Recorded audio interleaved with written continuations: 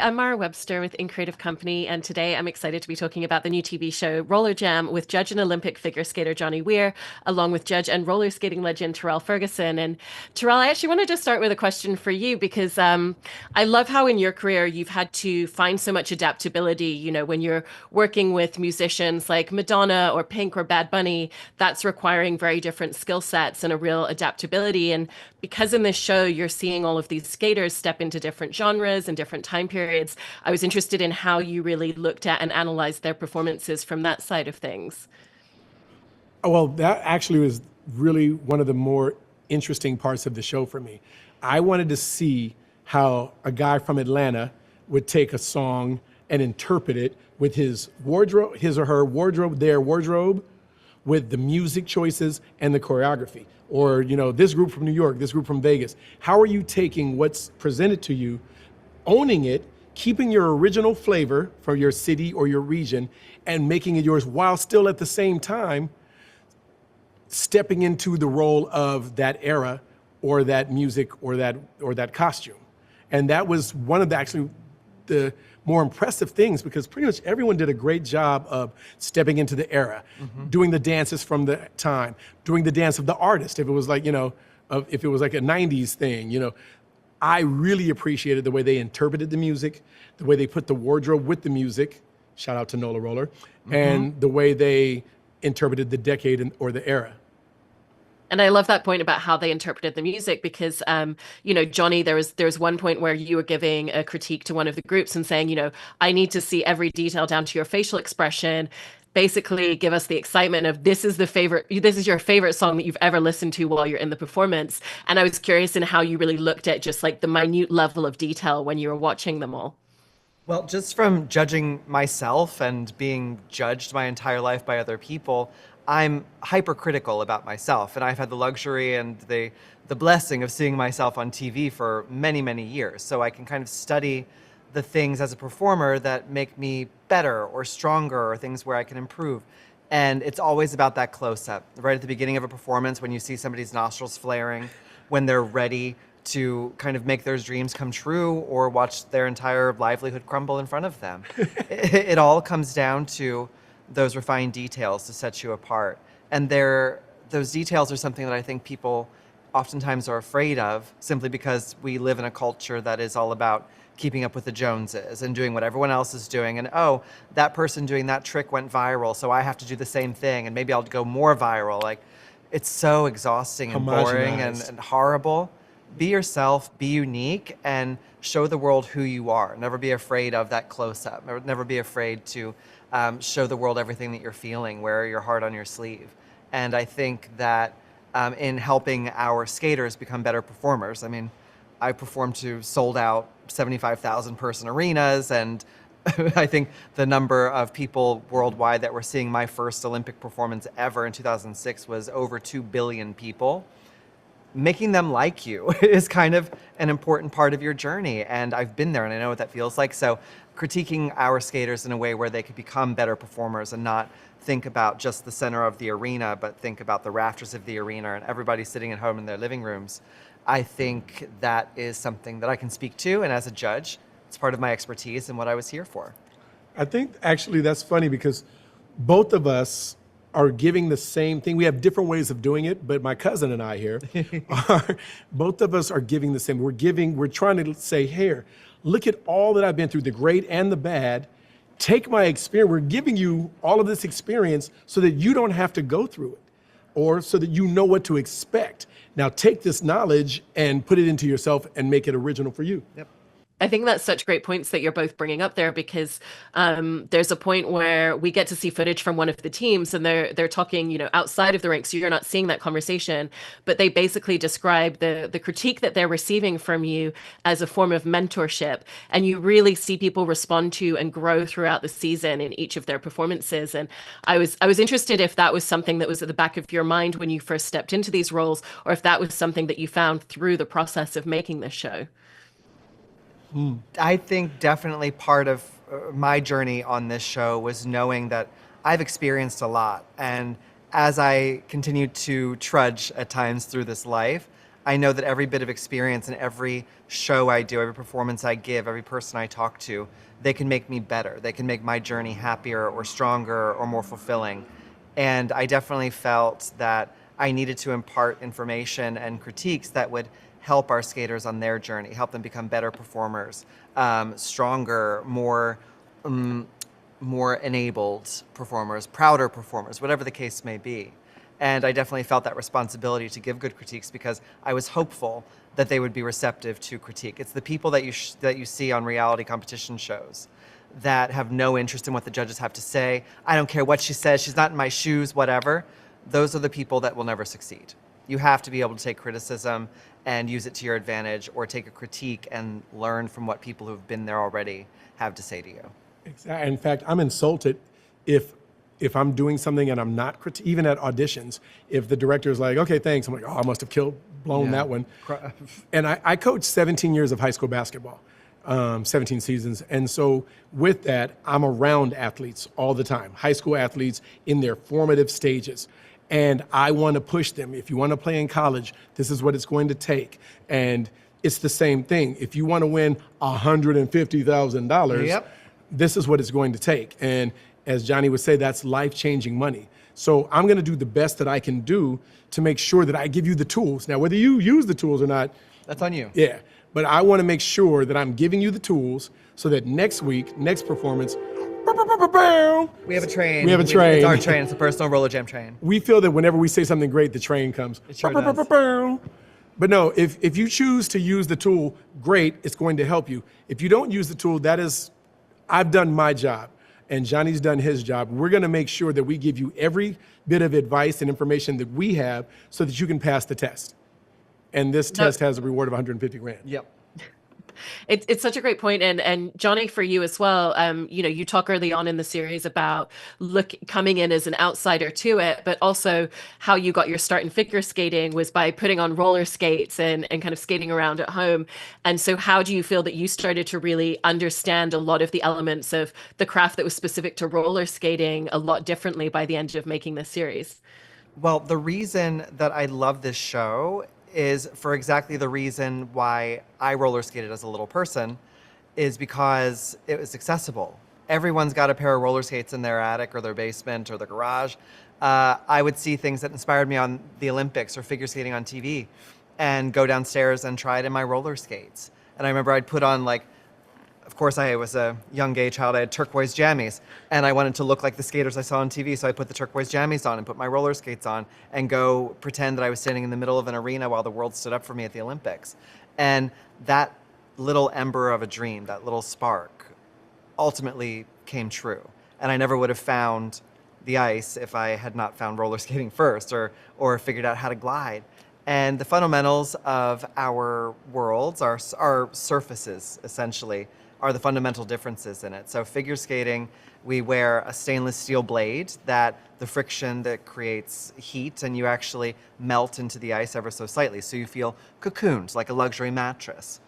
Out here on wheels, there's no give, and it's like sleeping on a very hard mattress or a piece of plywood or something. It's very hard. So that basic difference is what makes things so different. Also, roller skates super heavy, in my opinion, versus figure skates, and you don't have as much glide out here. This, on the ice, you can kind of lean into nature and let the ice take you. On the floor, it's all you, it's all muscle. So there's definitely a more labored style of skating. But all in all, the skating people are all cousins. We're all related. And it was a huge honor to be here because it really speaks to that sense of family that skating people all have. And I was mildly shocked when some of the skaters on our show were just like, Johnny Weir's our judge, or like, it's so cool you're here in our world. Because I'm one of those people that never thinks anyone knows who I am. Whether it's one of our skaters or Elton John. I'm like, yeah, they're not going to remember meeting me. Who am I? Johnny, I'm from LA. What's the basement? The basement is a room underneath the house that oftentimes is a foundation for the house, and washer and dryers go down there, pickling, wine barrels. Terrell, as well, it must have been so interesting for you in terms of watching these skaters who are coming in and, they're so accomplished and yet they're still learning their craft and their skill set. And were there ways that it kind of like connected you back to thinking about certain specific moments when you were starting out and just some of those learning curves that you went through as well? I love that. Like I'm I love it and I'm jealous of it at the exact same time because I tell a lot of the baby skaters that I train, I'm like, you have something that I'll never have. You have that. This is my first time. It's so new. I'm nervous. And I'm not jaded, but I've been doing it so long that I like those butterflies and I don't always get them because If you're not nervous, you don't care about what you're doing, so you shouldn't be doing it. That's what I always say. You but should be nervous. after a while you're so experienced though, like, or maybe it's just we know how to You're control still the nerves nervous. When and you go out direct the there and nerves. twirl, you're still nervous. Maybe that's true. Don't try and be cool, sassy pants. But I don't know. Continue, Sassy pants doesn't continue, you I'm not even sweating. Go on, Zaddy. No, but I tell them all the time that I'm jealous of them. I'm like, it's so new and exciting for you. It's kind of like when a baby looks at a tree, it's like, wow, what is that? Whereas we see trees every It's a day. tree. Yeah. And Get so over it. I'm jealous of that everything is so new type of feel, that feeling of ambivalence, of not knowing exactly what's about to happen. And I love that. Like, I love that for them. And then I love the fact that they're doing things that when I had my good knees and back, I could do sometimes. Although some of them are doing things that even with my good knees, I couldn't do. I was like, I've seen some moves where I'm like, oh my goodness. It was epic, the technical skills that they were doing, and I definitely leave that to you. I'm more of the packaging, artistic kind of judge, and Terrell knows how the nitty gritty of the technique works, but it was tremendous. They were doing amazing things. And it just, it's being able to be nostalgic in the present moment. So I'm me as a 22-year-old me, watching these 22, 25, 28-year-olds. At the same time, I'm in the present moment, giving them encouragement and advice and wisdom. So that was amazing. Right, and to both of your points, the technique is so incredible on the show and in some of the pieces that we're seeing. And what I appreciated in watching it is how much you translate that for the audience in terms of explaining, oh, this is what makes this a triple axel, or, that person might not have fully succeeded on this move, but for the audience, this is actually what's so impressive and difficult about that move. So you should still appreciate it. How did you make sure that you kind of found those moments where it felt like you wanted to kind of like convey something beyond the skaters in the ring and make sure that the audience were understanding the technique as well? That's my whole job. Yeah, That's my whole life now. Johnny is the technical guy because he comes from artistic and figures. I am the more like urban. I'm in the rinks, at the beach, outside. So I know all the jam skate, all the rhythm skate moves. And between the two of us, what was that old saying, Jack Spratt, could he know fat his wife, could he know lean? I think that's too old for me. Yeah, well, yeah, I am too. But between the two of us, we're able to give you the artistic and give you the jam. He's the roller and I'm the jam. And we're able to give you the two in a nuanced way so that my 5-year-old can understand, because my 5-year-old can't wait. He's been got the promos on repeat. He's like, Daddy's telling him how to skate. I'm like, well, Daddy's not telling him how to skate. Daddy's watching him skate and Daddy's critiquing telling him him. how to be better at skating. Exactly. Daddy can't do that move right there. But it's being able to talk to a 5-year-old, a 10-year-old, a 15-year-old and explain to them, or somebody's grandmother and explain to them, this is why that's happening. And I explain it in the jam way, and Johnny explains it in the artistic way. And it makes us peanut butter and jelly. Yeah. Which is delicious on a sandwich. It truly is. But the roller jam sandwich. But no, truly, that is what my whole life now lately has been as an entertainer, as an Olympic analyst, is one of the first things that my channel told me when I got into being a broadcaster was forget the alliances that you have in the figure skating world. Forget all the information that you know and remember that your first obligation is to your audience and explaining why this person won, why that skill was so difficult. Because you've had years of experience and it means nothing to you anymore to see someone fall down on a quad or something like that. You have to explain why, the who, what, why, and how. So I've had years of experience as a broadcaster now doing that, and it feels like second nature. Even if I don't know the names of the technical skills, I know what it's like to use my body trying to glide across the surface of ice. So making sure that our audience understands the same thing that we're watching is super important. That's who our loyalty lies with, is our audience. And we're just so excited to be in like people's living rooms. So Yes. how fun. How fun. I also wanted to ask a little bit about how you feel like the process of judging people on the show and the performances really changed as each episode progresses, because the skill set is just elevating. You know, you're also kind of getting to know them. You get to have a little bit of conversation back and forth. You see the camaraderie amongst them. But also, again, like they're all coming from so many different stylistic approaches in each episode. And so you really get to look at the technique differently, performance by performance as well. Well, you know everyone. Well, yeah, contrary to popular opinion, I was easy on them the first 2 episodes. I babied them. I'm seeing what we have. So I harsh got and tougher. mean. Well, yes. They all cried the entire series. No, not the entire. At the end. I'll bet they edited Episodes most of the 3 tears on out. is where I got tough. We had Because- crying circles after Yes, every episode. it's okay. We can cry.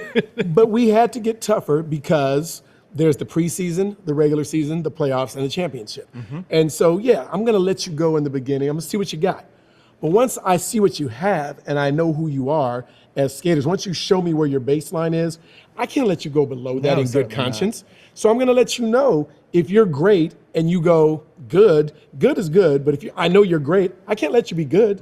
I have to keep you great and make you elevate more. You got to earn it, especially if Yeah. you come into the contest great. You have to be better than great to win this thing. This is the Olympics of roller skating, for lack of a better way of putting it. Yes. And yeah, I think super important that they one up their game every time. And what was interesting was it wasn't just one performance that they had to give. It was a series of 6 episodes.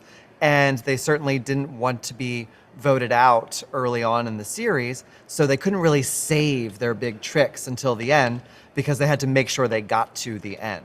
So we get, right out of the gate, tremendous performances that you never thought was possible on roller skates. So for our purposes, for our viewing pleasure, it was wonderful and marvelous to see all these skills unfold and just to see what these people had up their sleeves to keep things fresh for us. Because no matter what the relationship is, you have to keep dating. You can never Exactly. get bored.